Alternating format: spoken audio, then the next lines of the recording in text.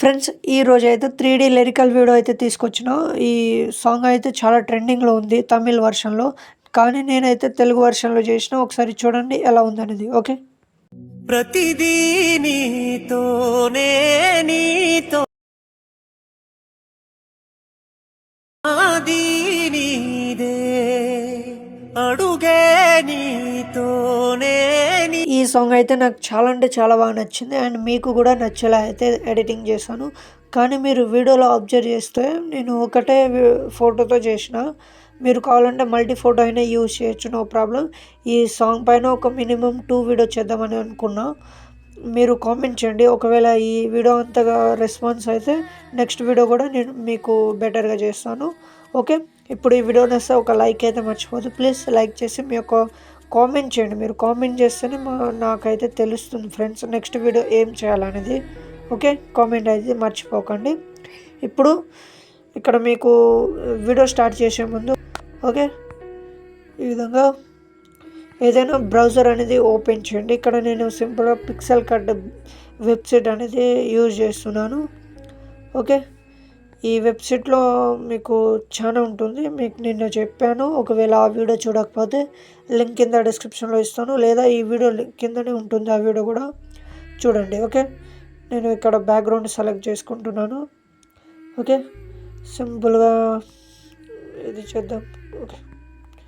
ఇదైతే ఈ ఫోటో అయితే సెలెక్ట్ చేసుకుంటున్నాను. చూడండి. ఇలా చేసిన తర్వాత మీరు జస్ట్ ఏం చేయకండి. ఇక్కడ సేవ్ ఆప్షన్ పైన క్లిక్ చేసి ఇలా అయితే సేవ్ చేసుకోండి. ఇక్కడ సేవ్ అయితే అయిపోయింది. ఓకే. తర్వాత బ్యాక్ వచ్చేద్దాం. మళ్ళీ బ్యాక్ వచ్చేసి ఇక్కడ ఇప్పుడు ఫుల్ ప్రాజెక్ట్ అనేది ఓపెన్ చేయండి. నేను ఫుల్ ప్రాజెక్ట్ మీకు ఇచ్చాను. మీరు కెమెరాని ఆన్ చేసుకోండి. ఇక్కడ మీకు ఒకటే ఇంక్ వీడియో ఇచ్చాను. అది కూడా ఎందుకు అనేది చెప్తాను. సో స్టార్టింగ్లో మీకు కంపల్సరీగా ఫండ్ మిస్సింగ్ అనేది వస్తుంది. నేను డిస్క్రిప్షన్లో లింక్ ఇచ్చాను. ఆ లింక్ని మీరు డౌన్లోడ్ చేసుకొని ఇక్కడ సెలెక్ట్ అయితే చేసుకోండి. ఓకే. బ్యాక్గ్రౌండ్ అయితే రిమూవ్ చేసుకున్నాను కదా. సో ఈ ఫోటో అయితే సెలెక్ట్ చేసుకోండి. చూడండి ఈ విధంగా అయితే సెలెక్ట్ అయితే అయ్యింది. ఒకవేళ మీకు అడ్జస్ట్ కాకపోతే ఇక్కడ ఫోటోని మీరు ఈ విధంగా అయితే జూమ్ చేసుకోండి. కొద్దిగా జూమ్ చేసుకుంటే మీకు కరెక్ట్గా అనేది అడ్జస్ట్ అనేది అవుతుంది. ఓకే. ఇంక్ వీడియోని మీరు ఏం చేస్తారంటే కాపీ లేయర్ అయితే చేసుకోండి. మీకు ఎక్కడైతే మీకు ఈ ఇంక్ వీడియో కావాలో సో అక్కడైతే పేస్ట్ చేసుకోండి ఈ విధంగా.